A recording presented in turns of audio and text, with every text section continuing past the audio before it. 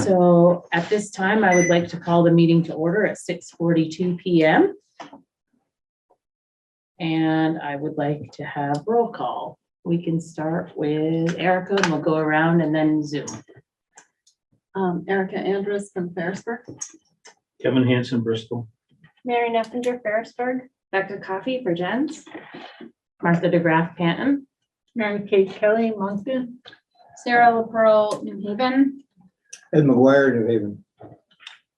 Patrick Green, Superintendent for MAUSD. Lori Martin, Recording Secretary. Troy Parity, Bristol. And let's start with Zoom. We'll start with Keith. Keith Morrill for Jens. Do we have Dustin? Dustin Core. Liz? I saw Liz. Yep. Liz Sayre from Bristol. And Carol, yeah. Carol McBride, Addison. Excellent, thank you.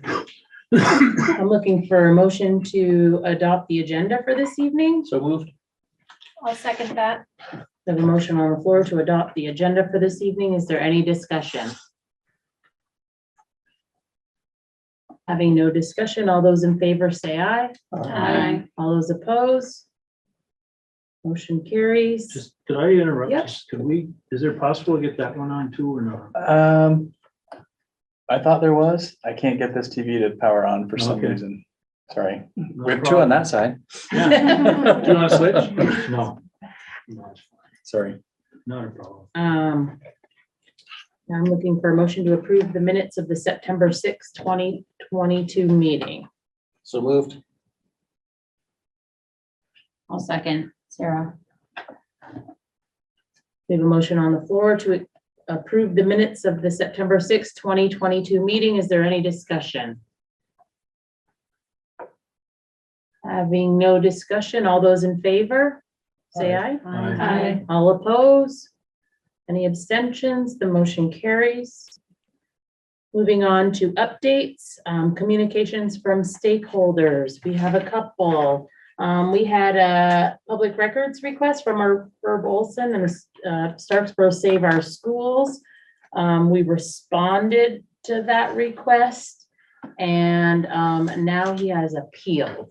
So we'll be working on that. And just to clarify, I think that was from Herb Olson as an individual. As an not individual, representing not Save Save Our Our Schools. Schools. Okay, sorry about that. You're right. And we were also shared a link to the Stop the Merger website that's going around. So I just wanted to share those with communications from the stakeholders that we've had. Committee questions and feedback from between meetings. We have not had any. And I'm going to turn it over to Tracy for the vote logistic update. Yeah, I just wanted to let everybody know two things. One, Lori and I met with town clerks and representatives from town clerks' offices from around the region last week, and also included the Secretary of State's office, and just went through the steps in the process and the details and discussed roles and responsibilities. It is pretty complicated to anyway. What our town clerks and Board of Civil Authorities do is remarkable always, but it's even more complicated when you're coordinating 9 or 10 different entities. So it was really nice to get together and meet them and answer their questions.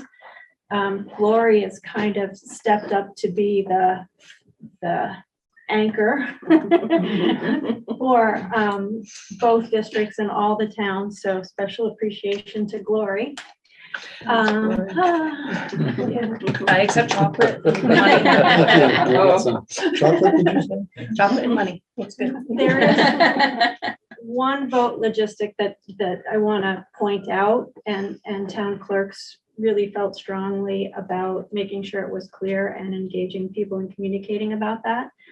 And that is, in order to vote on the merger, board elections, and if any town has another local question, people have to actually either request a ballot early, request a ballot, go in and vote early, or go in and vote on election day.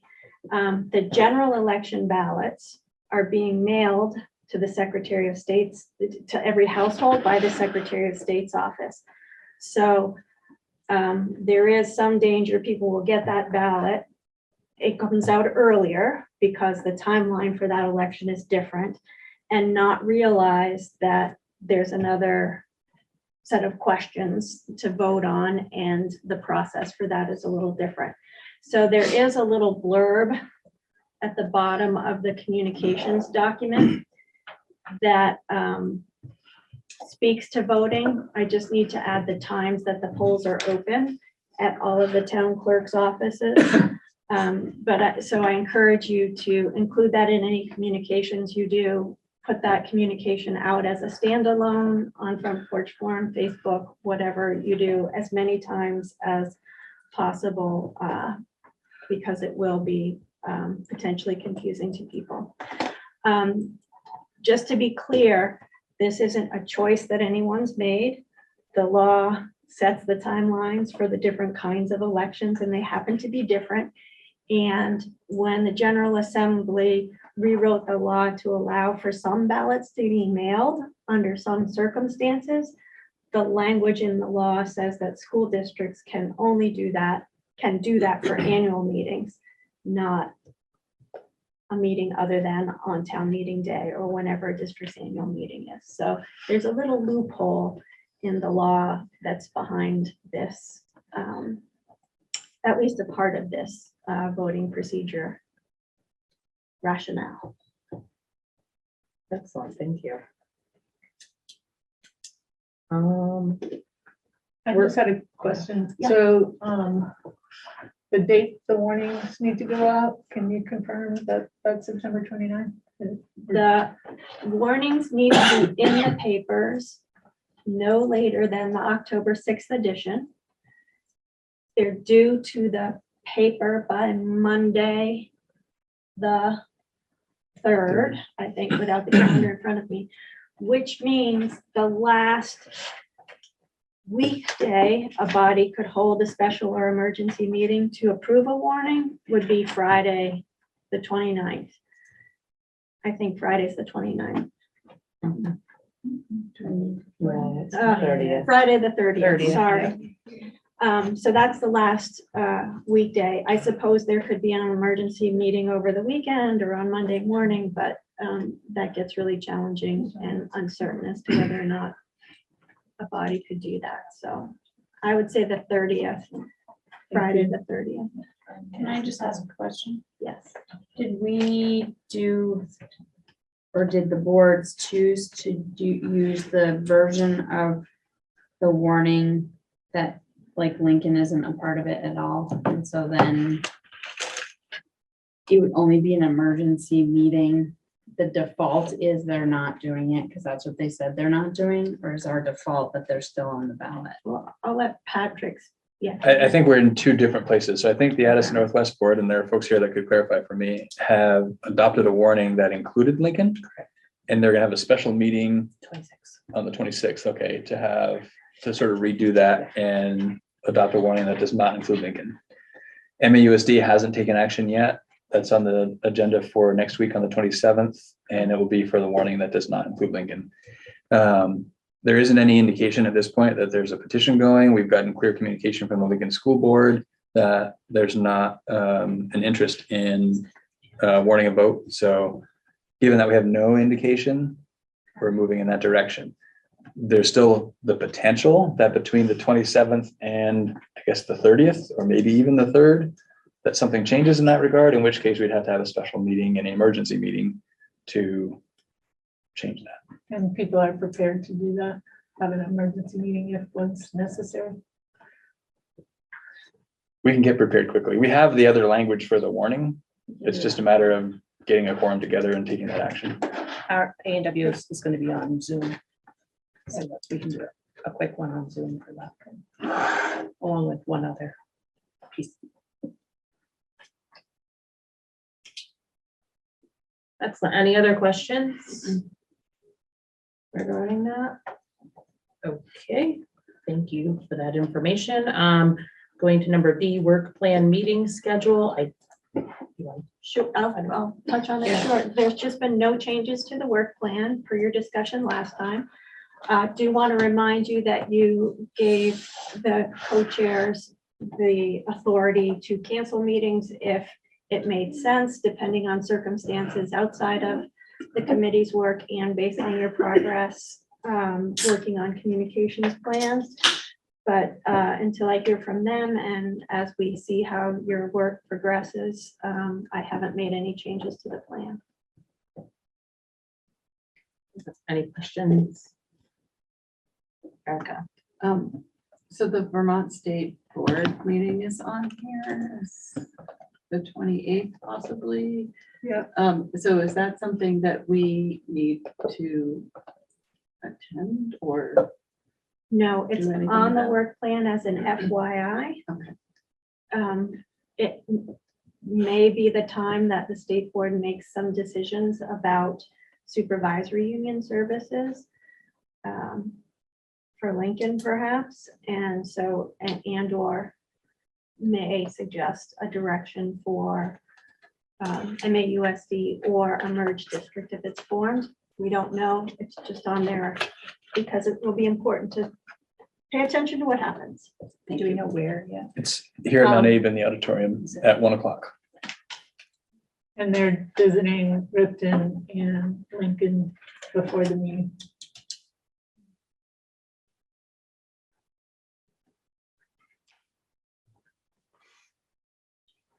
Okay, moving on. If there any other questions, we can move on to number 5, MAUSD transportation study. Yeah, so that was distributed. We just got this confirmed today. So it's hot off the presses. Obviously, transportation has been a pretty significant part of the conversation, and a lot of wonderings around what could be in that in terms of ride times for students.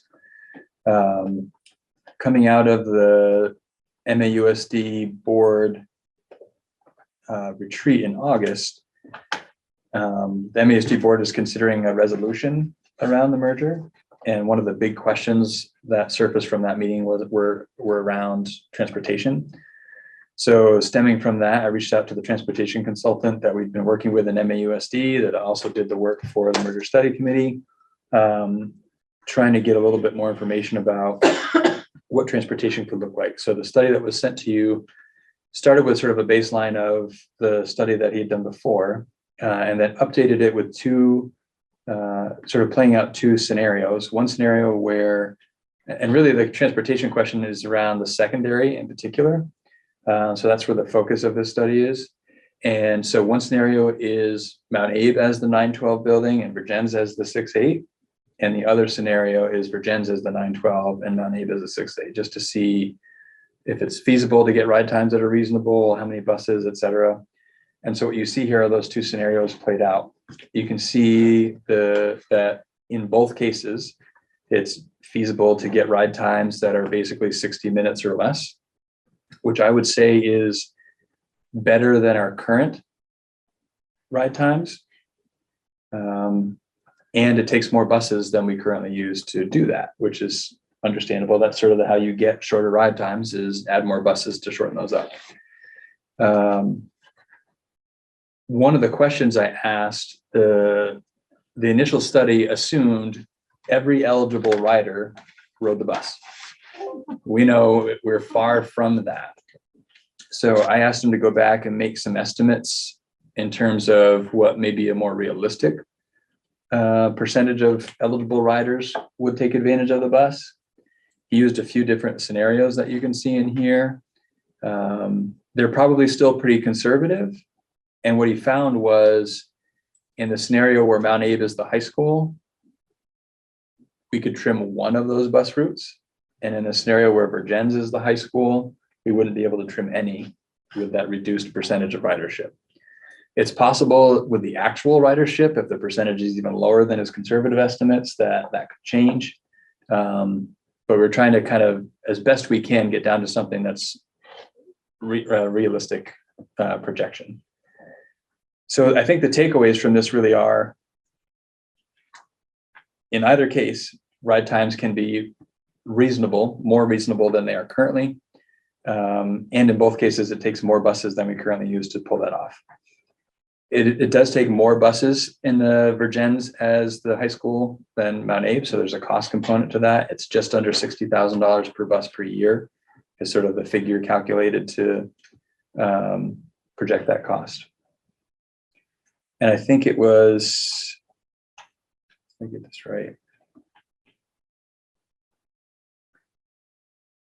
So if you recall from the prior study, using 39 buses, most of the rides were in that 60-ish minutes range, but there were some that were 90 plus minutes, like some were getting quite long. So in order to address that concern, using the same model, the same route modeling, 39 buses moves to 45 buses. So 6 more buses gets those routes down to 60 minutes there. And then applying the same logic to get to those 60-minute rides, it would take 55 buses with Virgins as the 9-12 school. So 10 more buses, $600,000 more, give or take.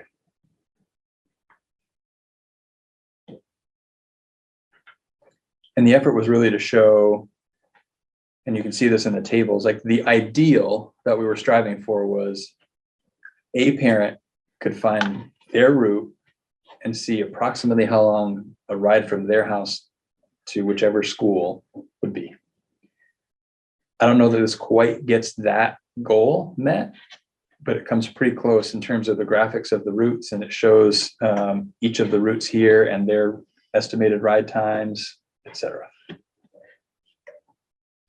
So in looking at the slides, it looks like Lincoln is part of the mapping. And since they're not part of the district, then are they part of transportation? So we would want to remodel that, and that would have an impact on the number of buses. I think some of that was to try and keep an apples to apples. And some of that is because essentially at this point, we still don't really know what's going to happen with Lincoln. So, but yeah, we would have to make that adjustment. I think there are currently 2 or 3 bus routes in Lincoln. Yeah. And if it would, I don't know that it would be that number that would come out of the equation, because that is, yeah, I just don't know if it'd be that number, but probably somewhere in that neighborhood. So the discussions about middle school and high school, does that mean, or does that infer that there is a bus system for the elementary schools That's the that's question I was gonna ask. left intact or unaffected? Yeah, I think that's my assumption. I would need to ask that question specifically to get that answer, but that assumes what is current status would remain for the elementary. Okay. Because essentially we're not talking about changing any of that. There's potential through the school choice language that we were talking about a while back. But I don't believe transportation was written into that. So So does that mean that there's 2 sets of buses running, one for the elementary level and one for the middle school, high school level? Or does this mean that, I guess I'm confused because this is just talking about the high school, middle school level bus routes. And I guess this is an add-on to Kevin's question. I did interpret this to show that there would be 2 routes. Okay. Because there are 2 different destinations, thinking about the secondary schools. So, And so which one of those routes would stop along the way at the elementary school in that town before continuing on to their next stop? I'm not sure. But it did show middle school routes, high school routes, because of the distance between those 2 locations. And we can invite, Tim wasn't able to make it tonight, and he's busy during our board meeting next week when the MAUSD board hears this, but he's willing to come and answer more of the detailed questions at some point, we get them in. Email them. I think. I can email them questions too. I think that's a pretty important question, because the way it works in our school district now, everyone rides the bus to the elementary school, and then there's some that go to high school. So if it was just elementary school kids riding on a bus and then the middle school and high school kids waiting for a separate bus, I just think that's important information for everyone to know. You mentioned in here a 10-minute sort of transition period. I forget exactly how you phrased it, but he mentioned assuming 10 minutes to unload students and be on to the next stop. So, Okay, so maybe. So I don't think it- Maintain, okay. right. I didn't get from my conversations with him and from that language, I didn't get the sense that it would be- anyone's going to be sitting around waiting for extended periods of time. It said assume a 10-minute arrival and departure window in the morning and afternoon respectively, and but I don't Right. understand that completely. Yeah, it makes sense that it would be the same, everybody to the elementary school, and then from there, otherwise, it You're would doubling be the bus. 60,000 more if there were a whole separate one, it'd be a lot more. Right. Right, but that's an assumption, right? That's Yeah, yeah, not we should stated. double check. And I just would hate to assume that without Right. knowing, Yeah. because I that's agree. not only money, but we don't know if there's even bus drivers or buses that could Right. take over all of But- that. For instance, right now, Ferrisburg has 2 buses that goes to the high school with kids. One of them could easily go to the high school, and one of them could go to the middle school in a new system like this. So I assume that's what he's shooting for. I just want confirmation. So can someone phrase the question that I'm going to ask? I'm not sure. It's We crystal call clear it in in my our mind. district decoupled busing. Right. So in our district, they are running 2 buses, one for the elementary school kids and a whole separate bus for the high school kids, which show up with 4 kids on it. And Ouch. so I think that's the question. I assume that it's not decoupled busing. And the window he's talking about is we could be 10 minutes on either side of a number, a little early, a little late. Waiting to Yeah, go to the next yeah, location. Yeah. Because I don't think there's a scenario where we're paying for double busing in here. Ed? It sounds like we haven't cured the problem of elementary school kids having a longer school day because they get unloaded first. Then it goes, the buses go on to the middle and high school, and then they reverse it. And that was always one of the drivers of the previous studies, trying to cure that. Decoupling is the cure to that. Right, yeah, it's money. Yeah, which would be expensive. So I have one more question. He's listing out projected costs for things. So there's already a cost. So is there a base cost that would come off these figures to make a delta cost, or? I'm assuming Yeah. these aren't. I haven't done that math. That's what he's showing for the cost there, the total cost. What we'd have to figure out is what's the current cost for the 2 districts combined. So it could be And half, figure that 3/4, 10% or whatever. That's where I think thinking about how many more buses, knowing it's about 60 grand per bus, given the different scenarios that were played out, is a way to get at what that delta is. Okay. Because I think we currently operate 19 buses in MAUSD. You have 10. So it's definitely a fair number more buses to get those routes down to the ride times that I think we're all comfortable with. So just to state the obvious, this is replacing the model where there's a shuttle between the high school and the middle school. I would want to confirm that. That was when it was presented before, that was the way to get students to and from in the most efficient way in terms of number of buses and ride time. So I will ask that for sure, to be clear. So that might still be part of this, but it seems like these are 2 separate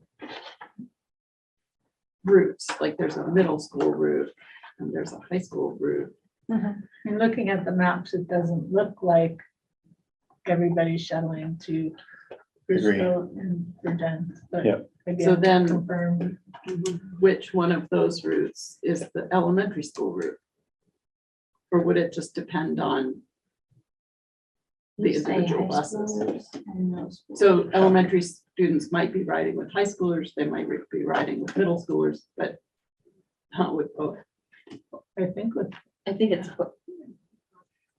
with both, and they go to the elementary school, and then they go from the elementary school to, The next logical spot. yeah. To either the high school or the middle school, and then there's a shuttle?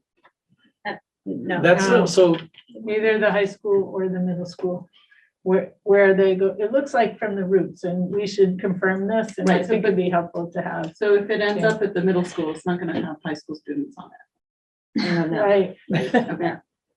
that's what it looks like, looking at the routes, but Yeah, I think that's it what would I be thought. really helpful to have mhm. him here, and we can ask these questions and some modeling in terms of what's the additional, total additional expense.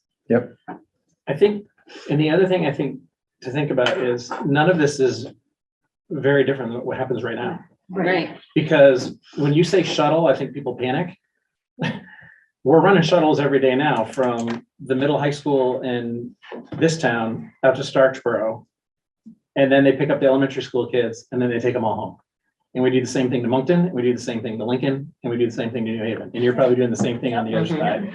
It's the exact same thing that this is doing, except it's probably just going to bring them to take the fair, collect all the Ferrisburg kids, bring half of them to Virgin's, drop them, and bring the next half to wherever. If we ever decide to split schools and even make that a scenario, which hasn't even happened yet. Right. So I think it's not really any different. It's just the logistics will be different because you have the possibility to potentially maybe pick up kids on the backside of Starksboro, you know, from Ferrisburg. And if, I don't know, you could just do things differently once you're commingled. Maybe a guy takes, a bus takes a loop and gets these 10 kids because they've only got to go here instead of going all the way there first. And I personally don't have really strong feelings what the route is that gets kids to school in 60 minutes or less. I care that there's a route that gets kids to school in 60 minutes or less. Where they stop and who they drop off and how they shuttle. That's all fine. Well, So there was some banter with the $1,000,000. border towns that we don't want our kids that, you know, the straight line is almost a crow flies, it's like 5 minutes. We don't want our kids going to Bristol to go to Virgin's or the other way around, you know, so if that seems to be a hot button, is what I call the border towns, you know. To be fair, that is a problem in towns now. I know people in Moncton that get dropped off because otherwise they have to take a 30-minute bus ride. It's always going to be a problem in a rural area.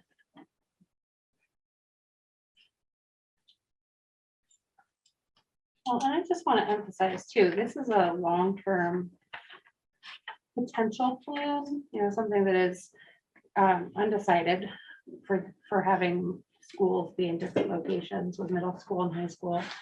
So for the next few years, we're really not doing anything other than offering collaborative opportunities for high schoolers.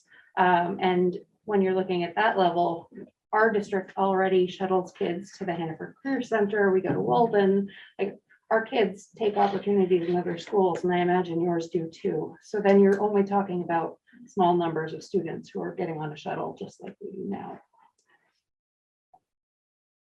Is there a law in the state of Vermont for how long someone or can be on a bus? You're not required to provide transportation at all. Okay. Taxpayer benefit.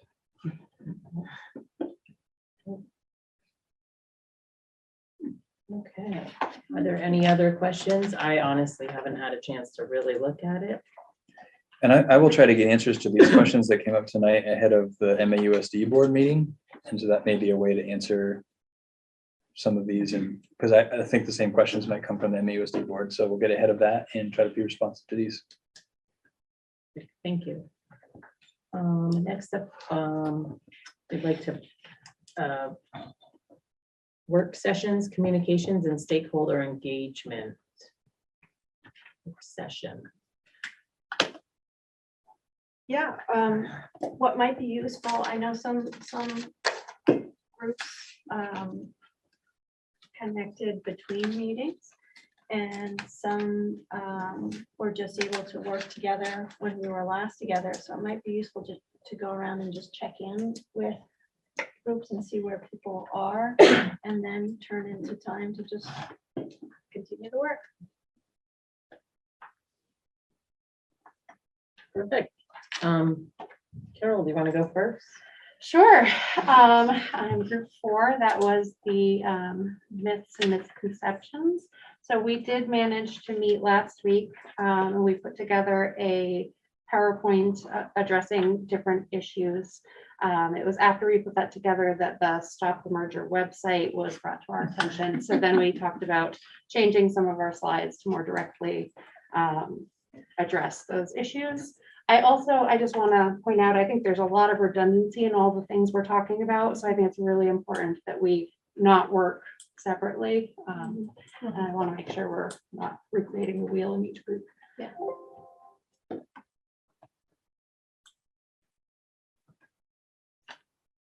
Excellent. And yeah, Carol's put together a nice.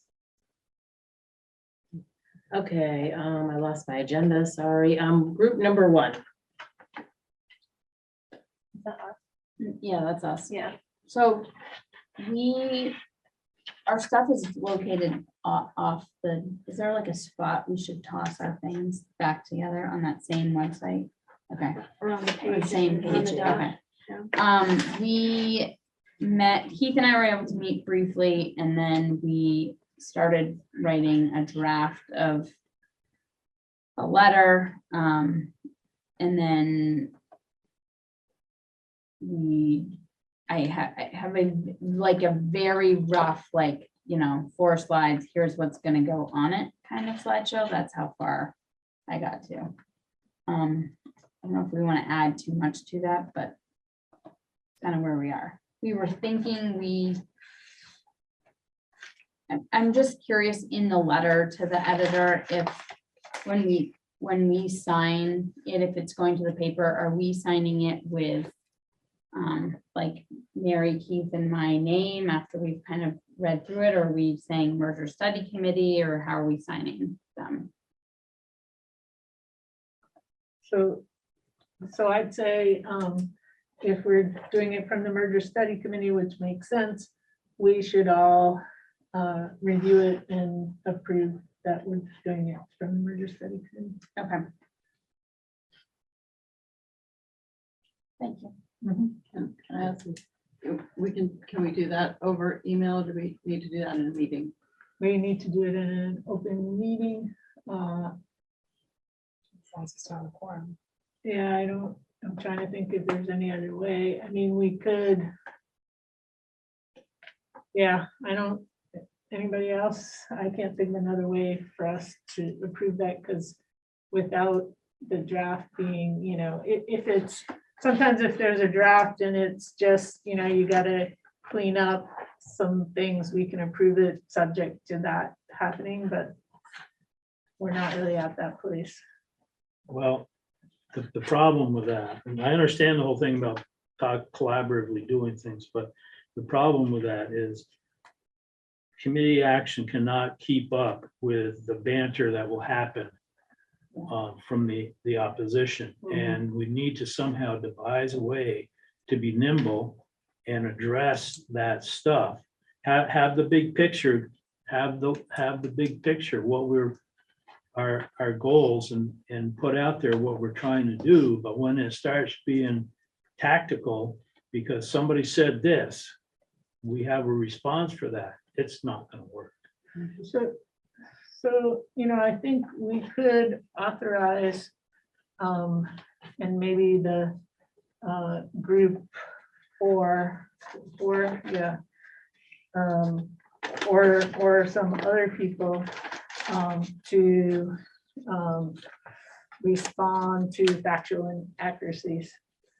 I think we could authorize that. But if we're putting a letter into the editor that's coming from us, it needs. I understand that. And I said, there's 2 levels here that we need to work on, is is one is stating our positions, which are formal, more or less formal, and they're across the board. But there's this whole other level, there's gonna be a whole bunch of banter on front page forum and Facebook groups and all that kind of stuff that making a committee decision is just not gonna work. Yeah, I mean, I think that's part of why there's so much misinformation and how that sort of takes, you know, at some point, the misinformation has a life of its own, and it's hard to go back and correct it if you're not responding promptly. So, you know, if we want to move, if there are some people who want to take that on, Kevin, I don't know if you have ideas for how to do that, but I think we could, as a committee, authorize people to provide facts to, yeah, factual responses to correct any errors, you know, factual inaccuracies. I don't think, you know, we as a committee, it's not our job to advocate for one thing or another, but to correct, make sure everybody has all the accurate information. But we have in a sense advocated because we've approved the concept of a merger. We've approved it, but that's different than advocating for people to vote a certain way, which is not something I think we can do. Sorry. No, that's okay. You use that. Yeah. Sarah and We're talking with Troy the other day. Is this okay, Troy? And we were talking about how we really need to have a good reason for what is gonna happen if people vote no. And so I think we need to be able to state much more clearly, here's what we get if we vote yes, but here's what is potentially the other side if people vote no. And I don't think we've done that enough. The budget forecast stuff seems so long ago, and other things have jumped in front of it that they're more emotional than that budget forecast and the dwindling numbers of students. And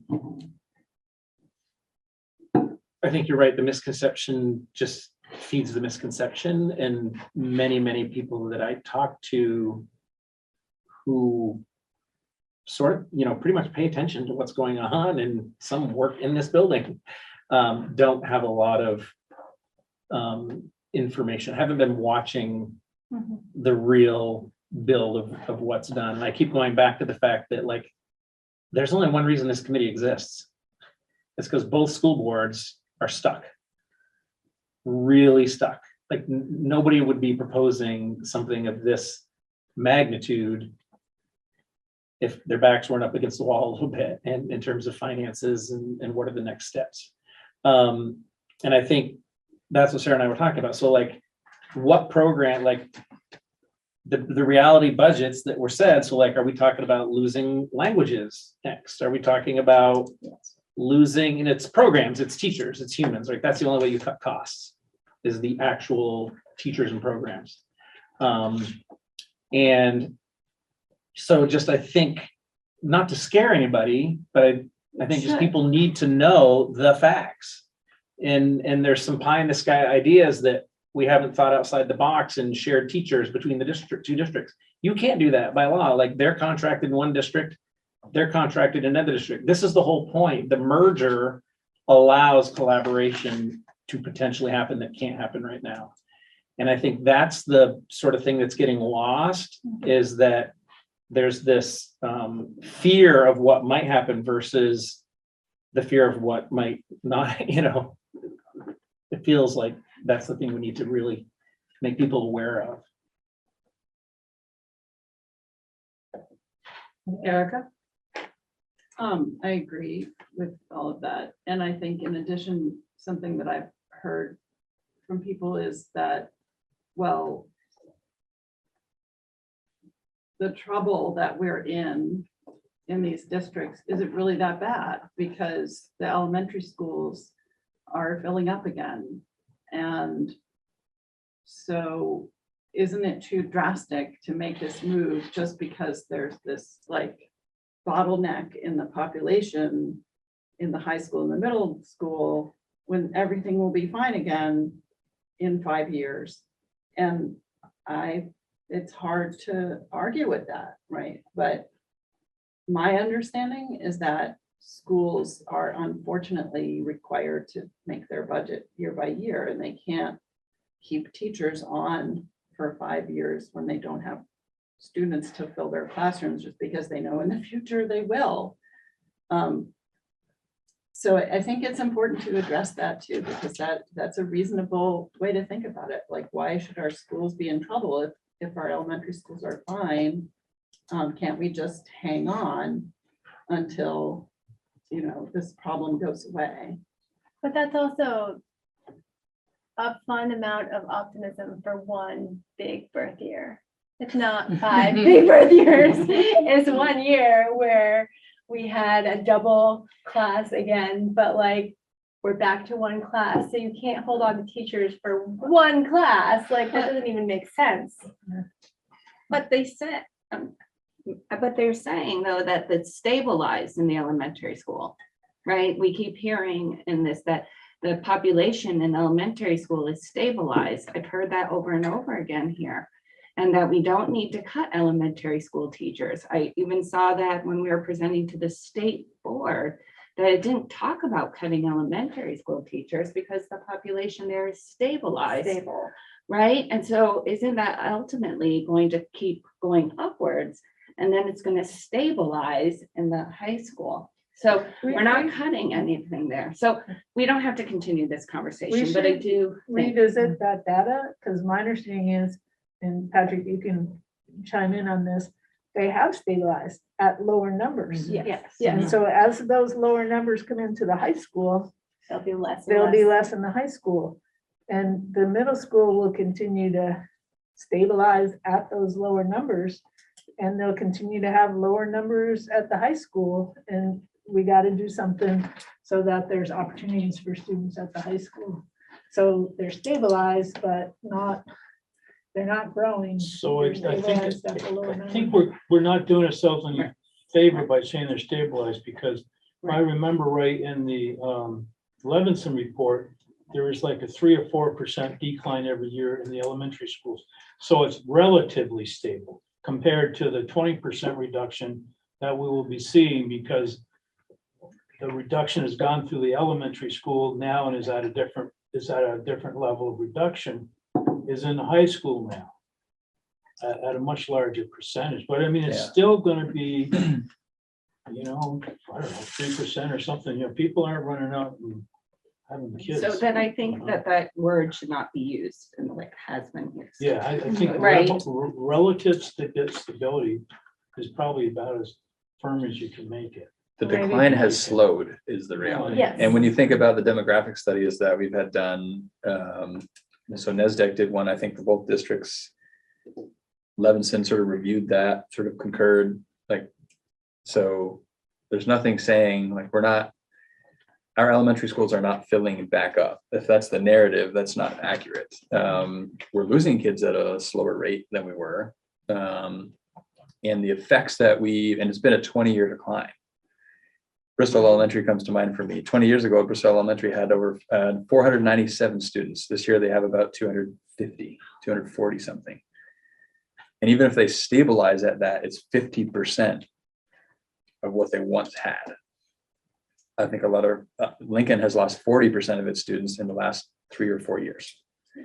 So we've seen a cliff that is less cliffy now, but it's not going back up to numbers that it was at one point. And we have made many reductions in MAUSD anyway. I can't speak for Addis Northwest. We've cut, I don't know how many classroom teacher positions at the elementary level because we have far fewer students. Can I ask at the high school level, how many reduction in force?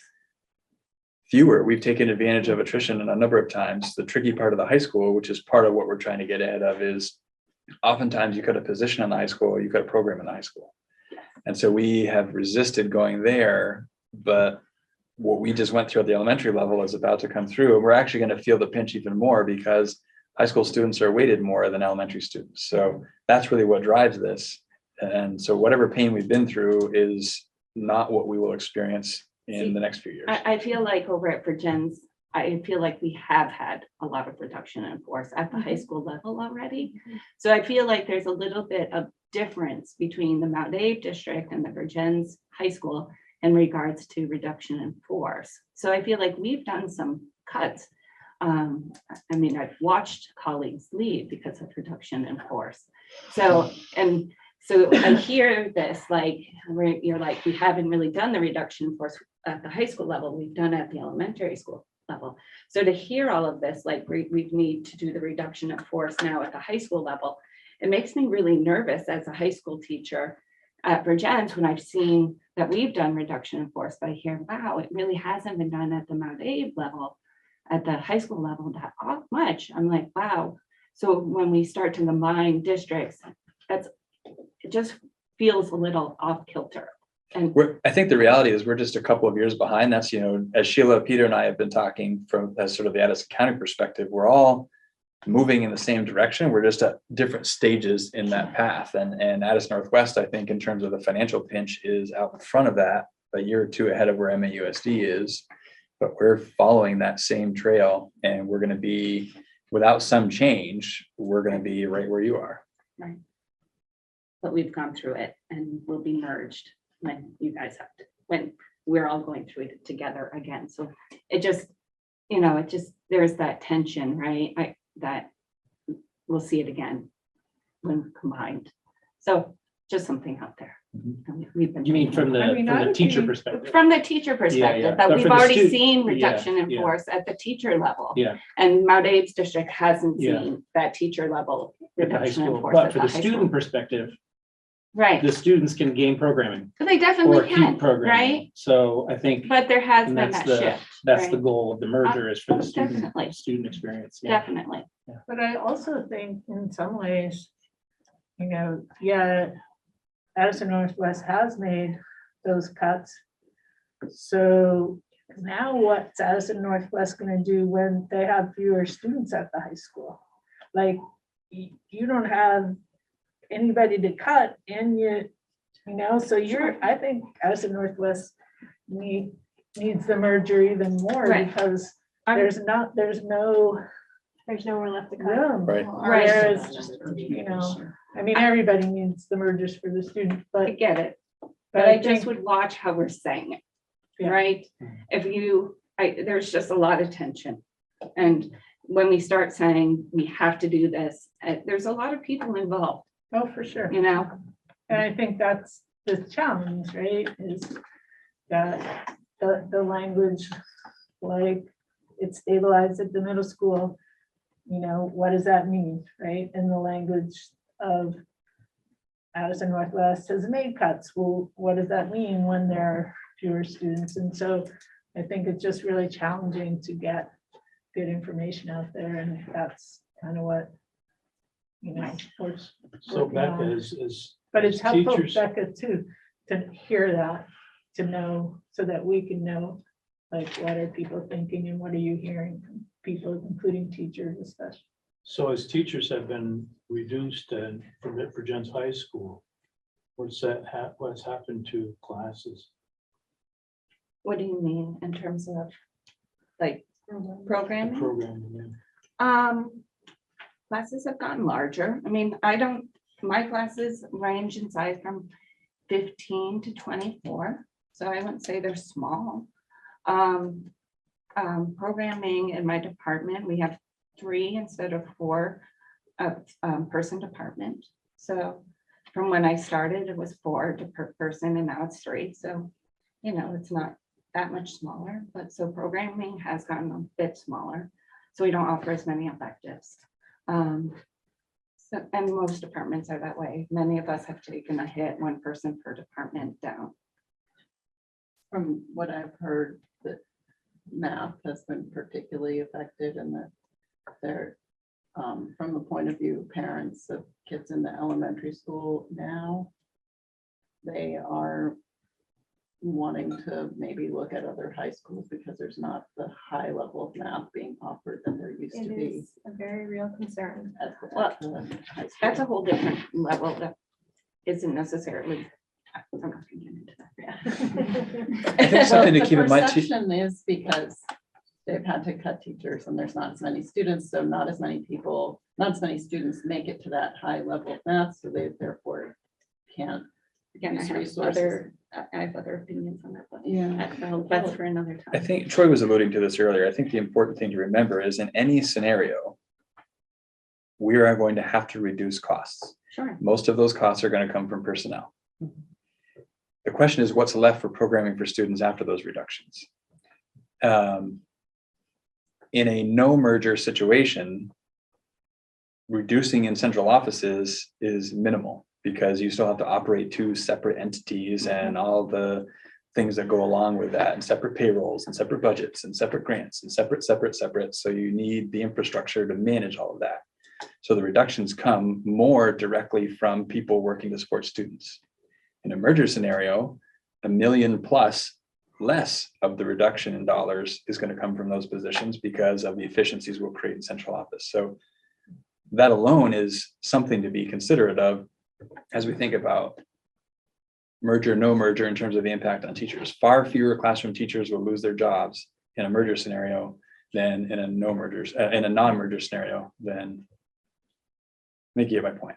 We'll have more classroom teachers if we merge than if we don't. I know we have to move Yeah, on, but I have a that's quick fine. question. What are class sizes at MAUSD and what are they at CEU? So we have twice as many students as the merger number. Oh, So, well, but how many, No, I mean, class but you're size. still one teacher. well, my program can't, you have to ask her. All of my classes have 24 or 25. You know. In science, because they cap science. They But cap science, some math and science classes could have 32. That's not ideal. And some could have 18. But they try and cap, Yeah, but students also don't get all the courses they want. But they have a lot of choices. They have a lot of choices, like the number of electives and Yeah. special and you're just programming. one teacher teaching all those 24 kids? And those 20, I'm in a high school class, so I have 100 and something students. well, at once you have. Oh, yeah, it went. Yep. I would say Mount Abe is in the low to mid 20s, thinking about the core classes, science, English, social studies, the ones where all of our students are funneling in. It's definitely different when you get out into more of the electives Yeah. and some of those They can things. vary widely. Right. Yeah, I Yeah. think that a lot of classes are in the low 20s. I've heard feedback about class size being a concern, so I was just curious what our surroundings. To me, where the class size is the concern is, and it connects to program offerings. Yeah. There comes a point at which there aren't enough students enrolled in a course where you can't afford to run that course. So if you have 4 kids signed up for something, sorry, that can't happen. And so now that opportunity is taken away. Yep. Whereas CVU with twice the merger numbers has enough kids that you can offer a breadth of electives, and there are enough kids taking those electives that the sort of cost per student perspective is addressed. We still have number 3 group number 3, and then, we didn't do group 2 yet, you guys? Oh, boy. We have a couple options. We can, we'll go to group 2 and group 3, I think. And then, I don't really know. I'm thinking, do we break up into our own groups for a little bit, or do we prepare to come back to the next meeting? I just don't want to put anything off again, but, It'd be helpful to break up into groups for a little bit. okay, so if, I don't want to shorten anyone, but I guess we got to go to group 2 and group 3. So group 2. Okay, you want to since I have done nothing. Want me to speak for group 2? Sure. Yes, please. Okay, we didn't meet together. I did email Liz about getting together a group of Mount Abe students and Virginia students about maybe making a video and showing like maybe some good aspects, talking about their schools and showing around their schools and those sorts of things. So we have started that contact. And so we're hoping to figure out how to do that and make that work so that we have something to put out to the public. So that's where that stands. Anything to add? Thanks. Okay, Just interject yes, go for it. with that. Our group put out a few feelers to see what our progress was, if it makes sense, blah, blah, blah, blah. And one of the things that came back, which took me a little bit by surprise, is there is this perception that for Jen's school district is connected, parents are connected, there's team spirit, there's a lot of support, there's a lot of activities. And from the Virgin's perspective, that isn't happening or doesn't happen in Mount Aid. Okay, And so if we end up, if you start with videos and stuff, that is probably a good thing to keep in mind to demonstrate that, yeah, there is a, you know, a lot of things going on in the Mount Aid district. Yeah, That are okay. supportive and that sort of thing. I'll add that in. Yeah. Keep that, okay. Now, we do it to ourselves sometimes. There's more than kids destroying classrooms in Bristol.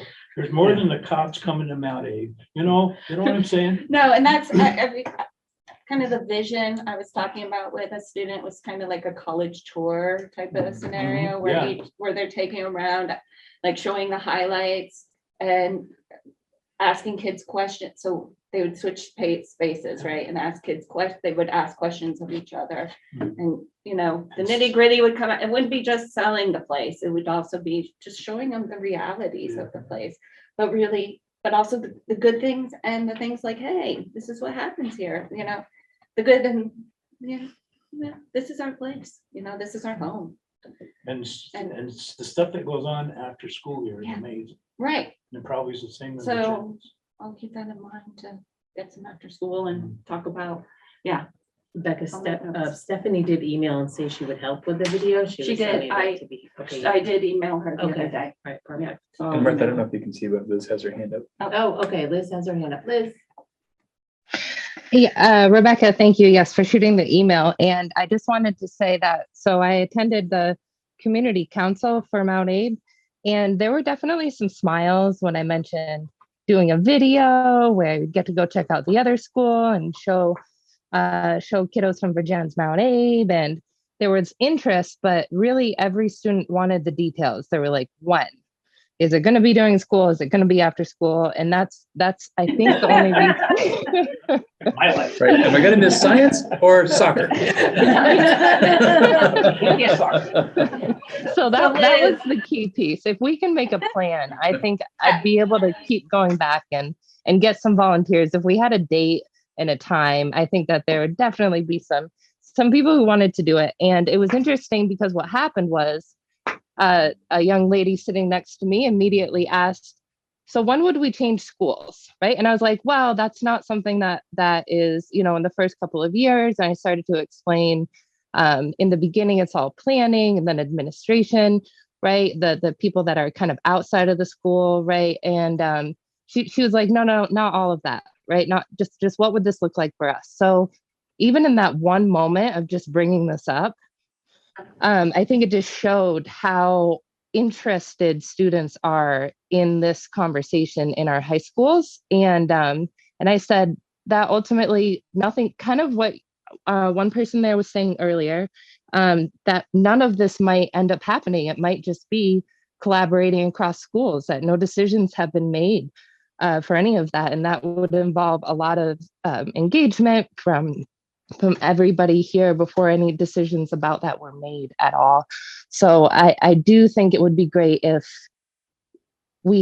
I don't know whether it's appropriate before or after the vote, but they have questions for sure. So yes, but to start by making the video and introducing each other to each other's schools would be great. If we got a date and then I could bring it to them, we'll get some volunteers. Hey, Liz, I'll email you tomorrow and we can start making those details happen. Thank you. Is that all for group number 2? Give you a thumbs up. Yeah. Okay, thank you. I can't see. Okay, group number 3. Is that the online group? Oh. Well, they were online last meeting anyway. We don't know if anyone is here to represent group number 3. I'll jump in there again. So group number 3, we mostly, I think we didn't meet, but we had talked about taking some of the key information from the video that was already done and just making a shorter video out of that because it was done really well and the state had really great feedback about the video. So if anything, just grabbing some pieces from that. And that was that pretty much, I think. Perfect, thank you. Okay, so we want to break out into our work sessions now and reconvene at half an hour? Yes. Okay. Right.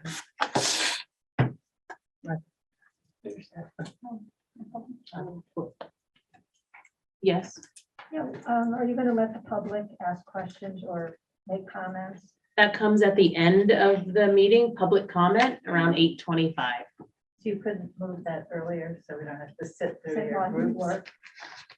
What we say might inform some of your work. That maybe should have done at the beginning. We have already adopted the agenda. In my world, we wouldn't be able to change it, but probably with I don't know an alternative for Robert's rules for I'll make a that, motion to let public comment happen now, to amend the agenda, correct? amend the agenda accordingly. I'll second. Okay, I don't know if that's okay. Could you I have feel like another we've done one this at the before. end? I think we I think can it's do okay. it. Yeah. If at the end. you do it again at the end. Yeah. We'll have just to do not it get again rid at of the it, end. But just add a second public comment to now. Okay, so Keep it add clear. a public comment at this time. Correct. Friendly amendment, yes. Yep, okay. We have a second. We have a motion on the floor to add public comment at this time before we break off into work sessions. Is there any discussion? Having no discussion, all those in favor say aye. Aye. All those opposed, no abstentions. Motion carries.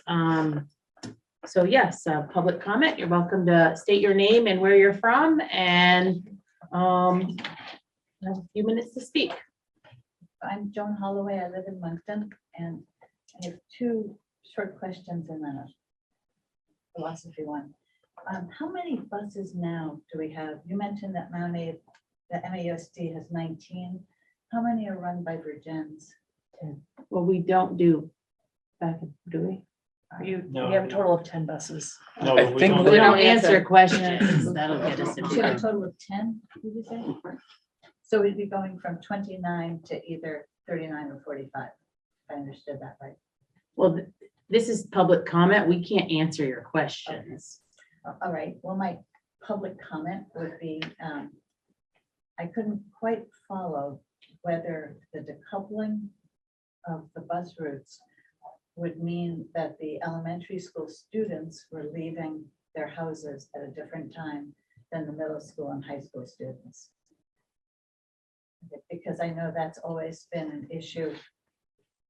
And that was an issue for the Mount Airy district when there was a cost-cutting measure that was proposed, but it would have had the elementary school students leaving later than the high school students, and that did not work for a lot of families.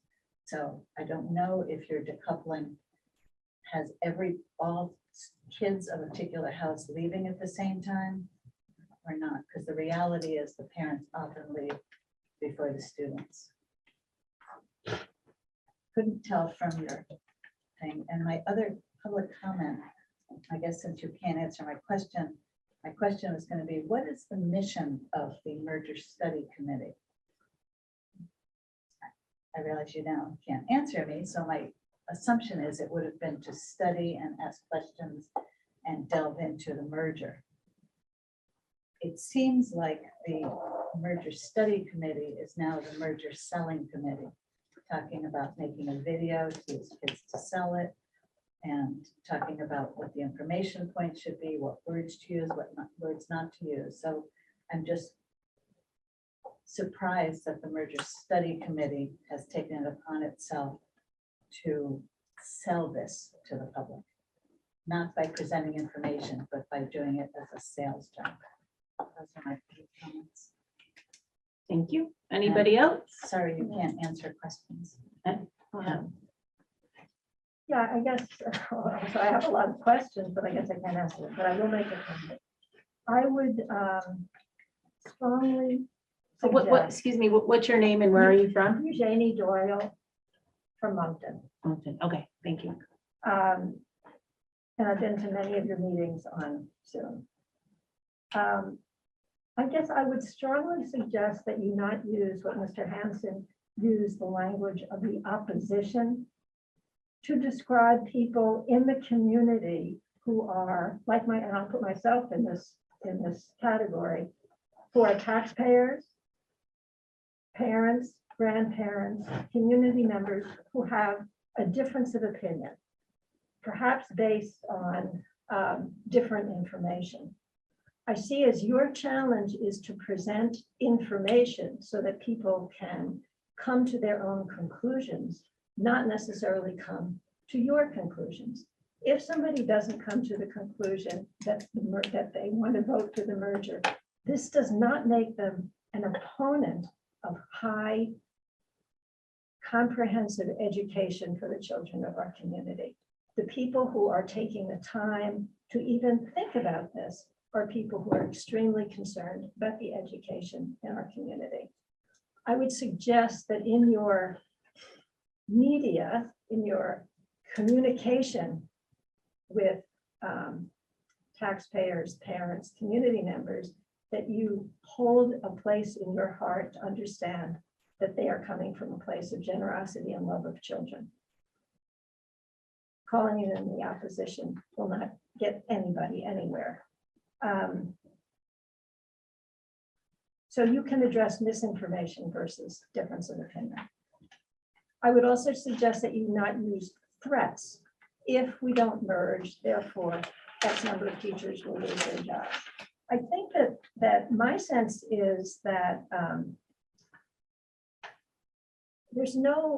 my sense is that I'm not at all opposed to collaboration between communities, but I have a lot of questions about the particular merger structure that's on. And as you can see from this meeting, it is very hard to get questions answered. I'd like to know which administration will be the one to stay, the Mount Abe administration or the Virgins administration.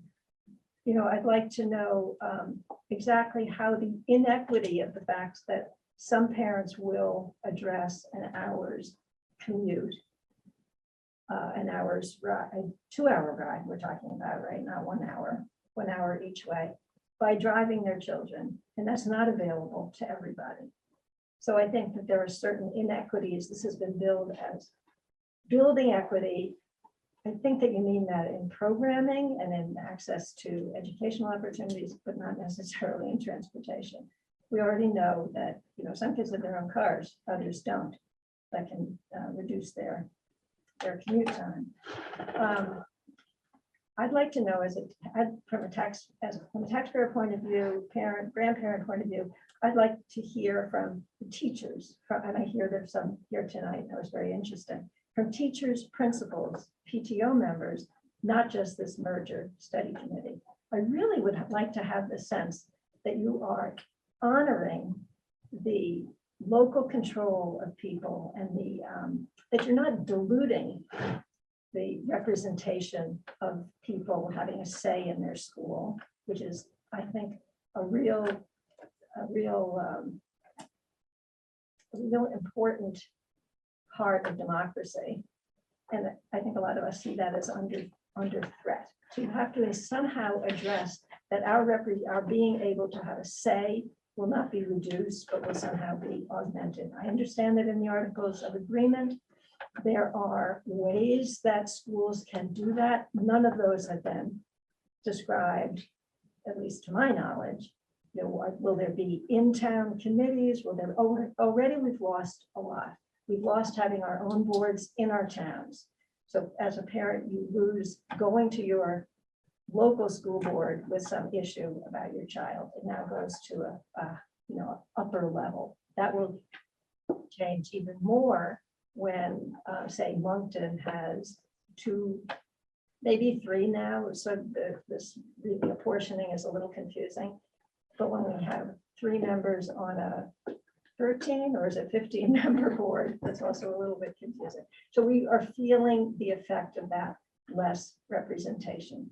Somehow, I understand in Articles of Agreement, other districts throughout the state have done this. There can be very, very active in-town parent advisory committees or activity committees, but none of that has been addressed. I would suggest going that route instead of the cost effectiveness route, and the idea that this will be build equity, cost effectiveness, the transportation is not a problem. I would say, look, our hands are tied. You said it very eloquently here today. Our hands are tied. We have to do something. We're doing the best we can, rather than saying, all of you out there who don't think this is a good idea, you're wrong, we're right, this is going to be great. You don't have to sugarcoat things. You know, be realistic. If this is the best we can do, fine. If somebody says, maybe not now, let's go back to the drawing board, let's try to reimagine things, then you should accept that with open arms. Maybe you wouldn't want to be on the committee next time, maybe somebody else would be on the committee. But there needs to be a plan B. There needs to be, what if the merger doesn't happen? And it can't just be, oh, well, then we're going to fire all the teachers. There has to be some way of all of us gathering together to reimagine the school and make things best for our kids. You know, things haven't always been perfect. We haven't always had, you know, our elementary schools or even at the high school level when my kids were here, it wasn't perfect. They didn't always get all the AP classes that you might think were wonderful, but our kids have done great. We have a lot of really great graduates from this program who've gone on and are doing great things, and their kids are coming here or going somewhere here or there. We want to make it good for them. So let's just say we're all on the same team. Thank you. Anybody else for public comment at this time? Okay, having no further comment, we're going to move to the original plan and we're going to break out in our groups. Now we only have, yeah. I know we can't answer questions, Right. but can we just assure that there is going to be a place where we are going to be answering Yes. questions? Yep, So yep, I was we gonna- are building those times and places where the questions that you asked, we can answer, where people can be Before the there. vote Yes. Yes. at a meeting? Or Yes. Information. Yes, informational community. Yep. meetings. And again, we're very when tight. the day before the election? We're not the day before, but anyway, that's all that. That's all part that of the work information is we're gonna doing in come out. That's our what we're- committees, that's the is work we're doing figuring now. out all of that Yeah. stuff. Great. Yeah. Thanks.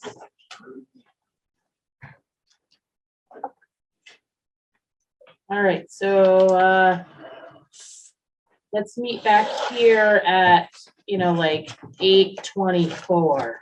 I'm trying to stretch it as long as possible. Yeah, I can do this. Okay, I think everyone had some great conversations going on, probably. I know that we did. And I think at this time, what we have, if we can put it all in that one document and mull it over or come back to the next meeting and. So I would hope that, Yeah. I would suggest that your next meeting, each group come prepared to share their materials in presentation or almost presentation ready for the full committee to review. And we can look at the timeline and communication outlets together and agree upon, who's putting what out when. And you can also revisit the conversation about how do you respond in the moment, to misperceptions when they're out there. We can talk about that. We'll give you a state board update at the next meeting and an update on other developments. And then at the October 18th meeting, we'll focus on your public information night and adapt and respond to any evolving communications. So needs. is the next meeting the 29th then? The next meeting is October 3rd. Oh, man, that, we need to do stuff before then. We got 1 week. You know? Yeah, we're getting too close without getting information out there. It allows for more like, false information to be spread before we have a chance to counteract it. Do we want to have, You got it, Erica. yeah, Can we allow the group that's writing an op-ed to publish it just under their names and then not have to like have it go through the whole committee? And that way, at least something could be sooner than our next meeting. I'm wondering if we could have a Zoom meeting. One person has to be at the place. Is that correct? No, you don't Anymore? have to No. have That was gonna sunset at some point. I don't remember the date at which that sunsets. January of 23. Okay, so we have time. Beautiful. So it can be totally virtual then.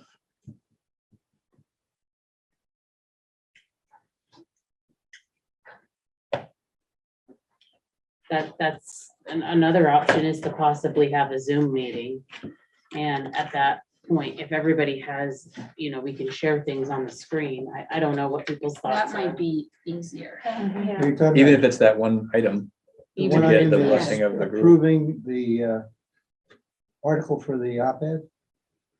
Yeah, Well, just the start. whatever, yeah. If it's done and we can, yeah. I don't love the idea of it going in with just one or two names. If it's from them, that makes it a little bit personal, yeah.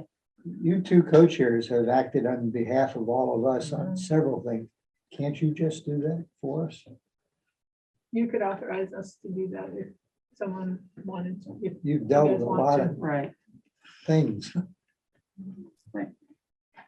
And is You this, could authorize us to review and finalize, submit a letter to the editor. on behalf of the entire committee. Yeah, correct. I think we need to get something out there publicly as soon as Yeah. possible. I would like to make a motion that we authorize our co-chairs to review and finalize an op-ed produced by a group of us and then send it into the. Second, Okay, I got Liz up. Yep, we've got a motion on the floor. Is there any discussion? Liz, I see your hand is up. I was just thinking, so it's not on the, I was also just thinking about the flyer. If there was a way that, that could go out sooner than later too, with just facts. Okay, we have a motion on the floor right now for the opt-ed. Should we, is that a friendly amendment to add the flyer also? Liz? Yes, yes. will the group make a flyer? What is the flyer? Yeah, but What, Unless that's not reasonable, but maybe we could just talk about that at the, I don't know. do you have a flyer? Sorry. Yeah, I don't, but I think that we could build one with the stuff that's in our, that's already on the paper there on our shared document pretty quickly. I guess I could try to put one together and run it by our board chairs and see what they think. And if we want to wait on it, we could just wait till the next meeting to approve it. Quick question. Yeah. What is the ultimate goal of this op-ed and these flyers? Like, what are we specifically looking to communicate with them?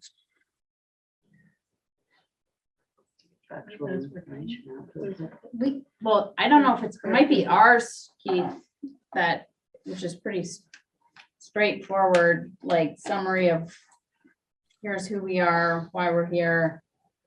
Here are this is what we came to the conclusion of, here's the advantages, here's the disadvantages or the challenges, and thanks for paying attention over the next chunk of time as you form your. Yeah, I'm happy to have our what we have so far be a template for you to jump off of. I think it's worth noting that we recognize in our group today that it definitely feels like we need a lot more specifics in our letter. It's trending toward the glittering generality tone, which I think at this stage in the game is not so helpful. It needs to be more specific, and I'm happy to spend some time tomorrow morning adding some of the specifics that we talked about as a group before you run with that, or not. Essentially, I'm happy to help or not as I the think what would co-chair. be helpful for Martha and I are if you guys, your committee finalizes a draft that you feel good about, and then for us to review that and then, you know, if it seems good to go, get it into the paper, and if there's issues, maybe you know, we could revise anything. So I think I would take away the friendly amendment. I don't feel super confident about making a really great flyer. So, but I could definitely start one. And then at the October 3rd meeting, we could look over it if that sounds good. Okay, is there any more discussion? Yeah, We have, yes. So we were putting together some facts list. And again, nowhere in there did we have any budget, like tax, any of the tax information in there. And I think that sometimes I think that's a good thing to show people, but other times I think they don't, it's really hard to understand the effect. But I feel like, you know, I feel like I heard a good point over here, which was, what is our mission for the boards? Yeah. We were supposed to come together to see if a merger is advisable. Should we even if it's advisable? Well, if we believe it's advisable, then we believe there's benefits. Otherwise, we would say, no, it's not advisable. So we kept coming back to, what are the things we could do merged that we can't currently do? We can't share teachers with two different teachers contracts. We could with a merger and one teacher contract. We can't potentially move students from building to building when they're two separate districts, you know? So I think highlighting all the things we can, what becomes available to us with a merger is what we want to highlight. All the things that could happen that currently cannot happen. And I feel like that's what we try to do in our facts thing, was like, here's a fact. I mean, you could do teachers like we used to do with, you know, the art teacher who was part-time hired by Moncton, part-time hired by Starksboro, and they have. But that's in one, yeah, but that, to do that at a large scale, that's. And so there's lots of Yeah. disadvantages, but, Yeah. you know, so just be careful in that. Because our experience is, yes, we can do it, but what does that look like? They don't get benefits because they're. Well, that'd be part-time. We wouldn't be able to have a full-time teacher, right? Oh, they could have two Can I part-time ask, contracts. we have a vote on the Yeah. floor? Yeah. Thank you, Eric. Vote and then discuss other things if we Yeah. want to. It's all relative. Is there any other discussion regarding the vote to allow the co-chairs to approve and publish an op-ed letter to the editor? Sorry. Okay, all those in favor say aye. Aye. All opposed? Any abstention? Motion carries. So I'll just yip again about, we can't wait until October 3rd. We've got, at least our group didn't finish our discussion. We haven't laid out any sort of public engagement yet. And if we wait until October 3rd, it's gonna be the end of October and all of a sudden it's gonna be November. We're not gonna, we'll not have done it. I'm very concerned that we're behind the 8 ball. And we can't wait to drag things through October 1st, 3rd, and then still have things to do. Would you like to have I don't know, a brief Zoom meeting? That's my only thought on a solution. I don't know. So I have a suggestion. We have been putting together this PowerPoint that is point counterpoint with all of these misconceptions. And one thing that I actually like about the website for Stop the Merger is that they are point. And I think we should try to replicate with the counterpoint with the factual information, put together a website with this information that is linked, even, link back to their website that shows like this is where it's flawed, and have that up and out there. And then they also have a great question and answer section where they're addressing questions, and we could do the same where we're addressing all of these misconceptions and answering the questions that people have. I think it's a great, very nimble, responsive method of getting information out there, and could be something that could go out fairly quickly because we have this document we've been putting together based on all of these discussion points. So is that a website? I would suggest start it as a website. It could very easily go into a mailer. Parts of it could. Yeah, my other question, sorry, I'm out of order, is do we have a budget for sending out mailers, and do we have some way of taking care of those logistics, or are the school boards able to help us with that? My understanding is they've said they would work it out.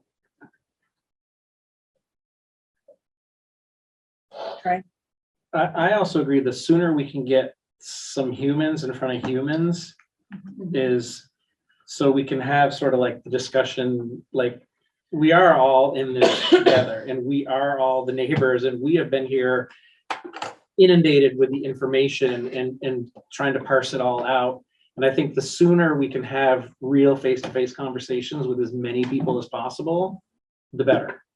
And I don't know if that means we move some things up and start to just, I don't know. I'm just putting that out there. I think we've got to have conversations. Troy, you're talking about ahead of the November 1st informational meeting, right? Oh, yeah, November.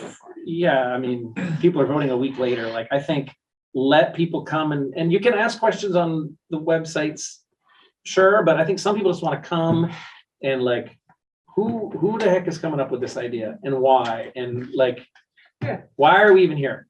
Some people still don't really know, why are we even voting on this? In terms of doing a Zoom, whether we do a Zoom meeting or the October 3rd meeting, I think the real piece is that the work that we're doing in our committees needs to be ready to go when we meet. And so do people in their committees feel like that's going to be ready to go in a week? Or, are some of them going to be ready to go in a week? I think for our group, it would maybe be nice just to meet as a group. So I'm almost thinking like mini group meetings, like we work out times for our groups to meet. I think it would be nice just for that to happen. So when we do come on October 3rd, it's like, here we go. And then, or maybe have a set date for what Troy is talking about. Like, this is a date we're going to share out information to the public, have that give and take. Maybe we need to set that date in stone and then have these mini meetings, work meetings, and then. I think that's true for our group. Are there other groups though that feel like if we have a Zoom meeting in a week, that you have a product ready to present to say? We're ready. Yeah, I think I think the deadline would be helpful Yeah, if we need to move it earlier. yeah. I wonder about a website though. I mean, how. I don't have a domain. What? You need a domain. Yeah. Well, no, can it just go on the district and the high school and every school's webpage? I mean, we've got right now, the merger study committee is all linked, that goes to the ANWSD website. Yeah. It could be a page off of that. Yes. Yeah, so that's fine. Yeah, From yeah, my point that of makes view. sense. So we're just putting facts out there. So it sounds to me like we should have a meeting, a Zoom meeting in a week, because there's stuff that is gonna be ready. Not everything will be ready then, and then we'll look at whether we need a meeting after that. Does that make sense to everyone? Is it Monday, the 26th or Tuesday, the 27th? Yeah, I have Can't be a the select board 27th. on Can't be- Monday, can't be on the Tuesdays. 26th. So we've been doing it on Mondays because, At the very top of that, or of some document, can we have like, here's what just a very brief, like, here's what our group's like Job. media is, or form of communication, and if it's more than one, that's fine, but, and like purpose behind it, just a quick sentence, so that then we can kind of go and look with any links within it, and we can go down and I'll- look for that. I'll resend the document. Okay, Updated, everything updated. I don't necessarily have everything. Like, so like we updated a bunch of stuff, so we Okay. can send it Yeah, to yeah, you. okay, if it's in there, great, yeah. Okay, we perfect. just All right. did our, updated ours in it. Yep, so I'll resend the document. Zoom meeting. I gotta write it. does the here. 19th work? That's Monday. Today is. Today's Today's the 20th. It Yeah, already this is happened. how, It didn't I'm- work. yeah, it's been I rough. would love to be able to go back. Yeah. I know, I yes, did the that a little 19th is time free. today. Use I that had day a again. school board Right. meeting. Sorry, the 26th, 28th or 29th for me. does the 26th work for you, Kevin? ANW has a special board meeting that night. Is it fat? 26. Do we get burgers? Different A&W? Oh my gosh. How about, so the, Oh, we have a meeting. that night. Planning board meets on the 27th. on the Okay, 27th. so then I 28th or the select board. 29th. So What about the 28th, I 28th? Right, when the state is here.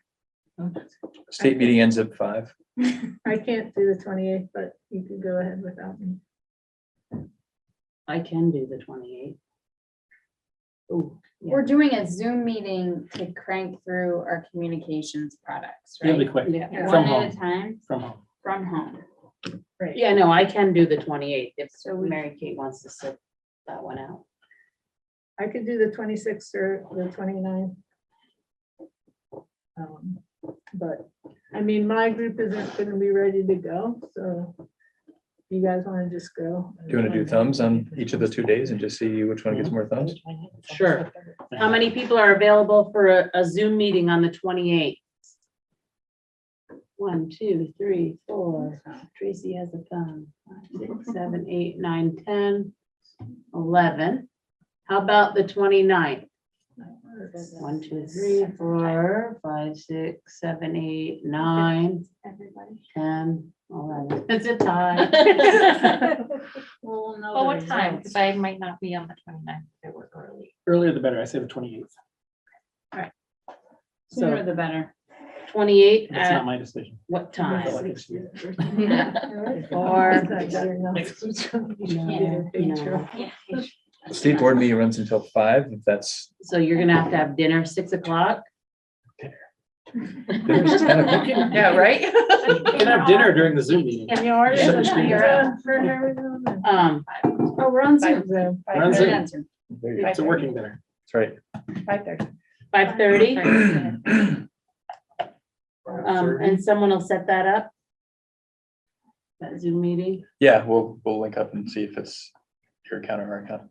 And Keith's group is gonna finish a draft op-ed, which we'll try and have, not op-ed, letter to the editor. Letter to the editor. By Friday. Friday's the deadline Friday, this week's the deadline. to get it in This next week's paper. Okay. Yeah, deadline Friday this week. for next week's paper. Wait, oh, so you want us to have that ready for this Friday? Yep. Well, I'm. We can try, Keith. just I have can to- do that. Okay. Great. I'm not. Okay. Haven't been home yet this week. The Okay. 23rd, that's a Friday. So it's at 5:30, I find that, yeah. 5:30. I forget to raise my hand all the time. Zoom on the 28th. Carol. I'm bad at that. I think we also need to schedule public meetings to get them on the calendar, Yeah. get the dates out. I don't think we can wait on that either. Yeah.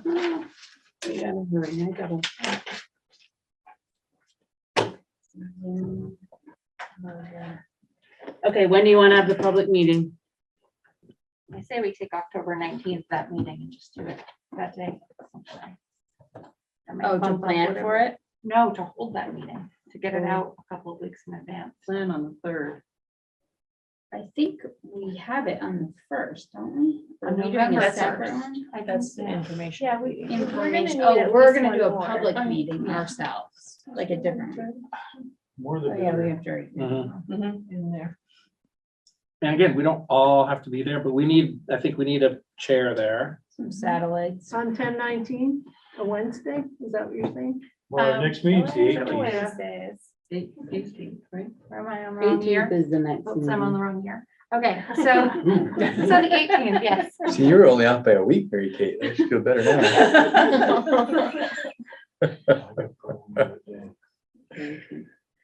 A day. 10/19.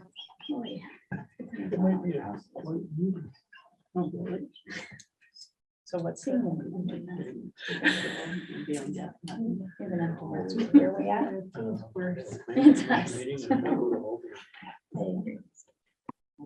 Are we having a public meeting?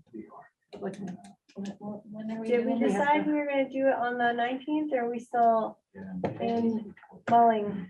19th of October. The 18th, you mean?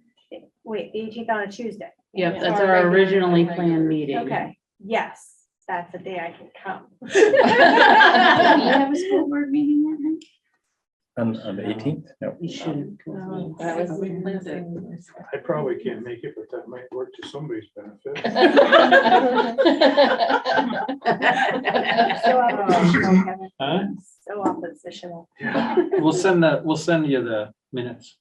Okay.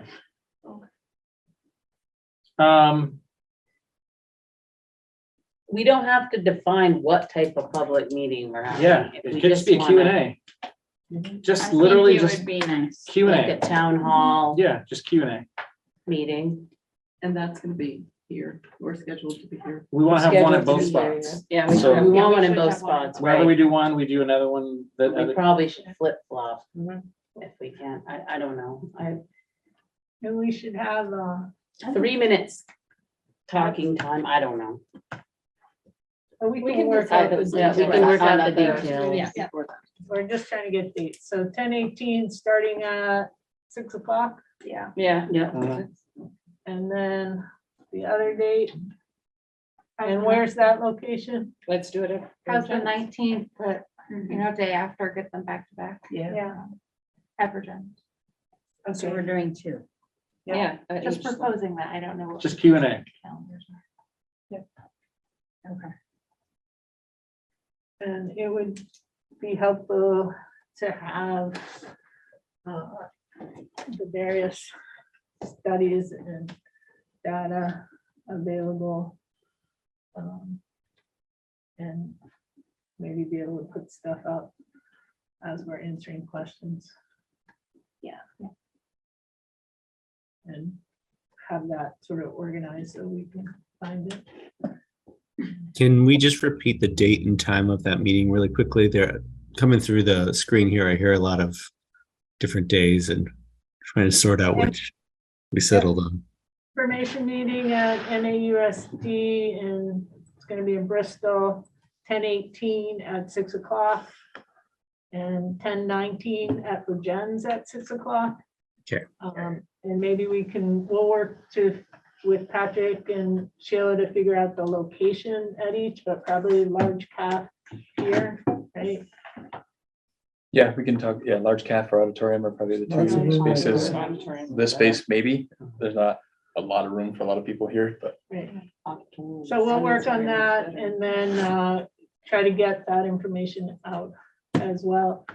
Maybe we can add that to the op-ed. The letter to that. Letter to the editor. Yes, all right. Jeez. All right, anything else? Is there any public comment?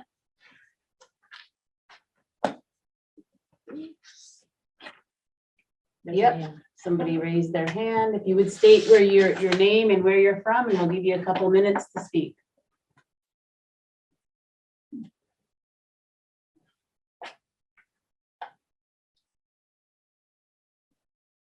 Danielle. Danielle, yeah. You're on mute. Danny, can you hear us? I think you're muted. There you I go. can. Hello, Danielle Manny.